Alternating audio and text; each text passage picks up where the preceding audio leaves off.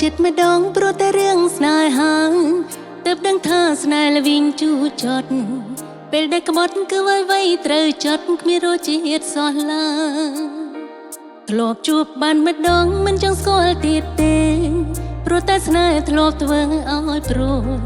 ទោះជាយំក៏គ្មាននរណាជួយគ្មានគេអាណិតអូស្នេហាសេចក្តីស្នេហានេះហើយរសជាតិនៃស្នេហាតួយ៉ាងណាមិនចង់ជួបទៀតទេមិនចង់លើទេពីស្នេហាស្នេហាស្នេហា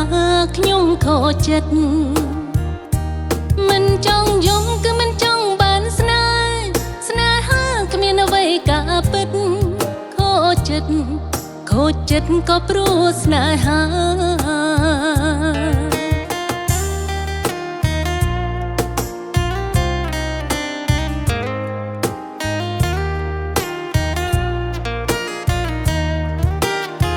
ធ្លាប់ខកចិត្តម្ដងព្រោះតែរឿងស្នេហាទើបដឹងថាស្នេហ៍ល្វីងជូរចត់ពេលដែលក្បត់គឺអ្វីត្រូវចត់គ្មានរសជាតិសោះឡើយធ្លាប់ជួបបានម្ដងមិនចង់ស្គាល់ទៀតទេព្រោះតែស្នេហ៍ធ្លាប់ធ្វើឲ្យព្រួយទោះជាយំក៏គ្មាននរណាជួយគ្មានគេអាណិតអូស្នេហាសេចក្តីស្នេហានេះហើយរសជាតិនៃស្នេហាតួយ៉ាងណាមិនចង់ជួបទៀតទេមិនចង់លើទេពីស្នេហាស្នេហាខ្ញុំខកចិត្ត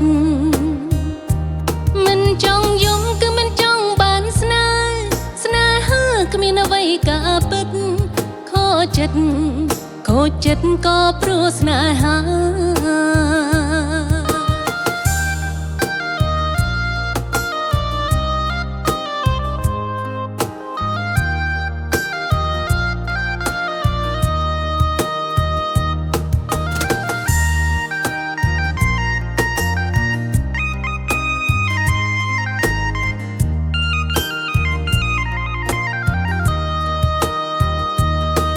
ស្នេហាសេចក្តីស្នេហានេះហើយរសជាតិនៃស្នេហាតួយ៉ាងណាមិនចង់ជួបទៀតទេមិនចង់លើទេពីស្នេហាខ្ញុំខកចិត្តមិនចង់យំគឺមិនចង់បានស្នេហាគ្មានអ្វីការពិតខកចិត្តក៏ព្រោះស្នេហាតួយ៉ាងណាមិនចង់ជួបទៀតទេមិនចង់លើទេពីស្នេហា